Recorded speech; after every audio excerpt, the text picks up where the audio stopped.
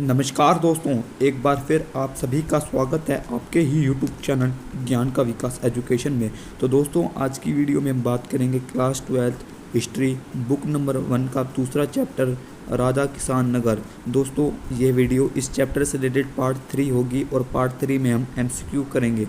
आप कह रहे होंगे कि ये पार्ट 3 क्यों? क्योंकि मैंने इस चैप्टर से रिलेटेड पार्ट 2 व पार्ट 1 करवा दी है।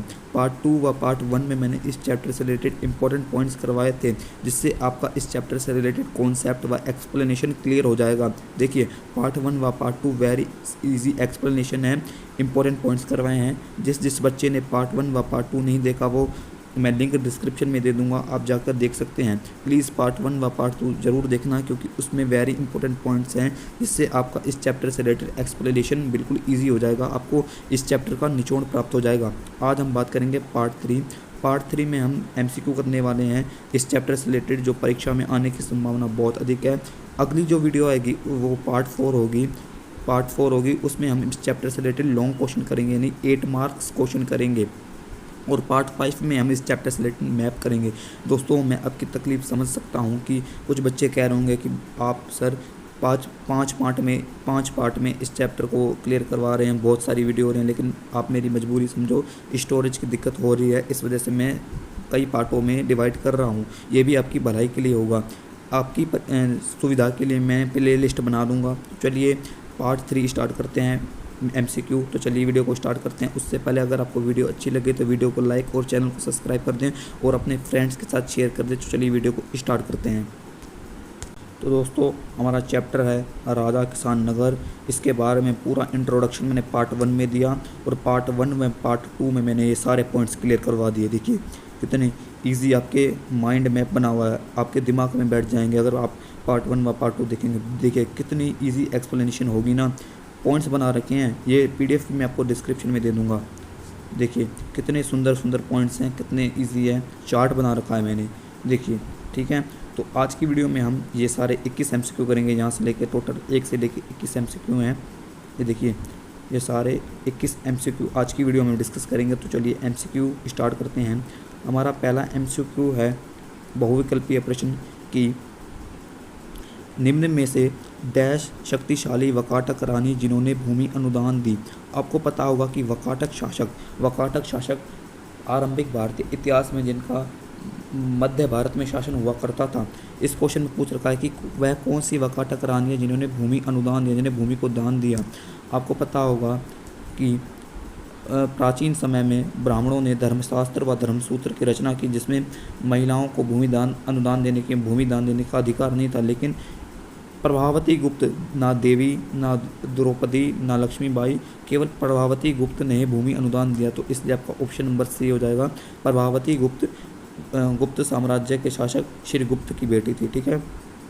अगर बात करें हम हमारे एमसीक्यू नंबर 2 की, तो पहले का ऑप्शन आपको पता लग गया ना, ऑप्शन नंबर सी यानी प्रभावती गुप्त। अगर बात करें हमारे दूसरे एमसीक्यू की, तो गुजरात की सुदर्शन झील की मरम्मत किसने करवाई? आपको पता होगा कि गुजरात में स्थित सुदर्शन झील है, तो उसकी मरम्मत किसने कराई? श्रीगुप्त द्वारा नहीं, चंद्रगुप्त द्वारा नहीं, एक मौर्यकालीन स्थानीय राज्यपाल के द्वारा, ये भी नहीं। तो इसका ऑप्शन हो जाएगा ऑप्शन नंबर डी, रुद्रदमन के द्वारा सुदर्शन झील की मरम्मत करवाई गई थी। अगर बात करें हमारे तीसरे एमसीक्यू की, तो निम्न युगों में से सही है, मतलब आपको सही जोड़े की पहचान करनी है। तो पहला है प्रथम सोने के सिक्के मौर्यकालीन नहीं, प्रथम सोने के सिक्के कुषाण शासकों द्वारा लागू किए गए थे। तांबे के सिक्के योध्या शासक द्वारा, हाँ ये सही है। फिर भी हम दूसरे पढ़ लेते हैं ऑप्शन। चांदी के सिक्के कुषाण नहीं, कुषाणों ने सोने के सिक्के किए थे। कांसे सिक्के नहीं, शक शासक ने भी सोने के सिक्के लागू किए गए थे। तो इसलिए आपको ऑप्शन नंबर बी सही हो जाएगा, तांबे के सिक्के योध्या शासक। अगर बात करें हम एमसीक्यू नंबर 4 की, तो इसमें हमें मिलान करने हैं। तो मैं आपको मिलान करके बताता हूँ, फिर ऑप्शन बताऊँगा। पहला, 1838 ईस्वी में क्या हुआ था? 1838 ईस्वी में जेम्स प्रिंसेप द्वारा अभिलेखों का अर्थ निकाला, यानी ब्राह्मी व खरोष्टी लिपि का अर्थ निकाला गया था। 1784 ईस्वी में क्या हुआ था? 1784 ईस्वी में बंगाल एशियाटिक सोसाइटी का गठन किया गया था। ठीक है। तो आपका पहले का हो जाएगा सी, दूसरे का हो जाएगा डी। अगर बात करें हमारे तीसरे, तो इसमें क्या रखा है कि 321 ईस्वी में क्या हुआ था? 321 ईस्वी में चंद्रगुप्त मौर्य का राज्यारोहण हुआ था, उनको राजा बनाया गया था। और लास्ट बचा है कि 78 ईस्वी में क्या हुआ था? तो कनिष्ठ का राज्यारोहण किया गया था। तो आपका ऑप्शन नंबर ए सही हो जाएगा। अगर बात करें हमारे MCQ नंबर 5 की, तो इसमें बताना है कि ये कथन सही है या नहीं, ये तीनों बताने हैं। तो हम धीरे धीरे पढ़ते हैं, सभी कथन को बताते हैं कौन सा सही है कौन सा नहीं। मगध के विकास के साथ साथ मौर्य साम्राज्य का उदय हुआ। हाँ, आपको पता होगा कि जब मगध का विकास हुआ तो उसी वक्त मौर्य साम्राज्य का विकास हुआ। अगर बात करें हम, एक बार फिर आपको बताता हूँ, जब मगध अस्तित्व में आया तभी मौर्य साम्राज्य का विकास हुआ। ये वाला पॉइंट सही है। दूसरा होगा कि मौर्य साम्राज्य के प्रमुख 5 राजनीतिक केंद्र थे। हाँ बिल्कुल, ऊपर हमने पार्ट 1 में डिस्कस किया था कि मौर्य साम्राज्य के 5 प्रमुख राजनीतिक केंद्र थे, तो ये भी सही हो जाएगा। तो दोस्तों, तीसरा पॉइंट है धम्म के प्रचार के लिए धम्म महामात्र की नियुक्ति की गई। आपको पता होगा कि अशोक ने अपने 5 धम्म के नियम बताए थे। अगर धम्म मैंने पार्ट 1 व पार्ट 2 में समझा दिए होंगे तो ठीक है, अगर नहीं समझाए तो आप कमेंट कर देना, मैं समझा दूंगा। अशोक ने अपने धम्म के प्रचार के लिए महामात्र नामक एक व्यक्ति का अधिकारी का चयन किया। तो ये तीनों पॉइंट्स सही हो जाएंगे। तो इसलिए आपका ऑप्शन नंबर डी, पहला दूसरा तीसरा, ये सारे सही हैं। ठीक है, इसलिए आपका ये वाला ऑप्शन नंबर डी हो जाएगा कि ये तीनों कथन सही हैं। अगर बात करें हमारे छठे MCQ की, तो थोड़ा जूम कर देता हूँ ताकि आपको भी समझ आए। थोड़ा ये ब्लर हो रहा है क्योंकि उससे एडजस्ट कर लेना, मैं आपको लेकिन समझा रहा हूँ। अशोक के अभिलेख निम्न लिपियों में पाए गए। अगर जिस बच्चे ने पार्ट 1 व पार्ट 2 देखा होगा तो आंख बंद करके बता देगा। अशोक के अभिलेख ब्राह्मी, खरोष्टी व अरामाइक लिपि में पाए गए हैं। तो इसलिए आपका ऑप्शन नंबर डी यानी घ हो जाएगा। पहला तीसरा चौथा। अशोक ने अपने अभिलेख देवनागरी लिपि में लिखे नहीं थे, देवनागरी लिपि बहुत बाद में आई थी। तो इसमें 7वां कथन है, इसमें ये वाला अक्षर है, ये गलत है, हमें सही वाला लिखना है। तो पाली भाषा में डैश शब्द का इस्तेमाल बड़े व्यापारियों में किया गया है। पाली भाषा में वेलालार शब्द का इस्तेमाल बड़े व्यापारियों के लिए किया गया है। ठीक है, पाली भाषा में, एक बार फिर आप समझ लें कि पाली भाषा में गृहपति शब्द का तो इस्तेमाल जमींदारों, छोटे किसानों के लिए किया गया था यहाँ, इसलिए गृहपति गलत है। और पाली भाषा में वेलालार शब्द का इस्तेमाल बड़े व्यापारियों के लिए किया गया था। तो वेलालार सही हो जाएगा, गृहपति गलत। अगर बात करें हमारे 8वें की, तो 8वें MCQ की, तो इसमें यह है, दिए गए कथनों में एक का अभिकथन ए तथा दूसरे के कारण आर लिखा गया है, उन पर विचार कीजिए तथा उपयुक्त उत्तर का चयन कीजिए। आपने बचपन से ही 6ठी क्लास से अभिकथन कारण किया होगा। अभिकथन व कारण पढ़ना है, सही है तो बताना है, एक अगर कारण अभिकथन की व्याख्या करनी है वो भी बताना है। तो चलिए हम पहले कथन पढ़ते हैं, फिर कारण पढ़ेंगे। पहले कथन क्या है? सोने के सिक्के सर्वप्रथम कुषाण शासकों ने जारी किए थे। हाँ बिल्कुल सही है कि सोने के सिक्के सबसे पहले कुषाण शासकों ने ही लागू किए थे। अगर बात करें हम कारण की, तो हिंदू यूनानी शासकों ने भारत में सबसे पहले प्रतिमा व नाम के साथ सिक्के जारी किए थे। हाँ, ये भी बिल्कुल सही है कि हिंदू यूनानी शासकों ने भारत में सबसे पहले अपनी मूर्ति, एक तरफ सिक्के के अपनी मूर्ति व दूसरी तरफ अपने नाम के साथ सिक्के जारी किए थे।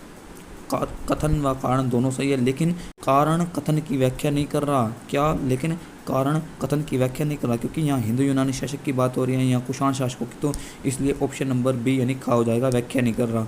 दोनों सही है लेकिन व्याख्या नहीं कर रहा। 9th क्वेश्चन भी सेम ऐसा ही है, अभी कथन कारण। पहले हम पढ़ देते हैं कथन। मगध 6ठी शताब्दी ईसा पूर्व से लेकर 4ठी शताब्दी ईसा पूर्व में मगध आधुनिक बिहार सबसे शक्तिशाली महाजनपद। हाँ बिल्कुल, मगध 6ठी शताब्दी ईसा पूर्व से लेकर 4ठी शताब्दी ईसा पूर्व के मध्य सबसे शक्तिशाली महाजनपद बना। कथन बिल्कुल सही है। अगर बात करें कारण की, तो मगध में कृषि के लिए उपजाऊ भूमि थी, लोहे की खदानें थी, नदियों का जाल बिछा हुआ था, जंगल में हाथी उपलब्ध थे। हाँ, ये भी बिल्कुल सही है, मगध में ये सारी चीज़ें थीं। तो इसलिए आपके कथन व कारण सही होगा। और कारण कथन की व्याख्या भी कर रहा है, क्योंकि यहाँ मगध की बात है और यहाँ भी मगध की बात है, तो इसलिए कारण कथन की व्याख्या कर रहा है। तो ऑप्शन नंबर ए सही हो जाएगा, व्याख्या कर रहा है और सही भी है। तो स्टूडेंट्स, हमारा 10वां MCQ है, निम्न में से कौन सी अभिलेख साक्ष्य की सीमा नहीं है, मतलब अभिलेख की कमी नहीं है वो बताना है। कमी है वो नहीं, अभिलेख टूटे फूटे होते हैं, ये तो कमी है, ये नहीं हो जाएगा। शब्दों में वास्तविक अर्थ का पूर्ण रूप से नहीं होता, ये भी कम या ये भी नहीं होगा। अभिलेखों से छोटे छोटे तथ्यों की जानकारी मिलती है, नीचे जाने की ज़रूरत ही नहीं है, ये अभिलेखों की कमी नहीं है, पूछा है कमी नहीं है तो इसका यही हो जाएगा, कमी नहीं है। अभिलेखों से छोटे छोटे तथ्यों की जानकारी नहीं मिलती है, अभिलेखों में छोटी छोटी जानकारी बारीकी से तो नहीं मिली है, रोज़मर्रा की ज़िंदगी की नहीं लिखी है, तो ग हो जाएगा। ठीक है। अगर बात करें हमारे 11th MCQ की, तो जेम्स प्रिंसेस की मुख्य उपलब्धि क्या है? संस्कृत का अर्थ निकाला नहीं, ब्राह्मी व खरोष्टी लिपि का अर्थ निकाला, बिल्कुल सही, खा हो जाएगा, आगे जाने की ज़रूरत ही नहीं है, बी ऑप्शन सही हो जाएगा। अगर बात करें 12वीं की, तो इंडिका किताब किसकी थी? इंडिका किताब मैगस्थनीज की थी, ऑप्शन नंबर सी।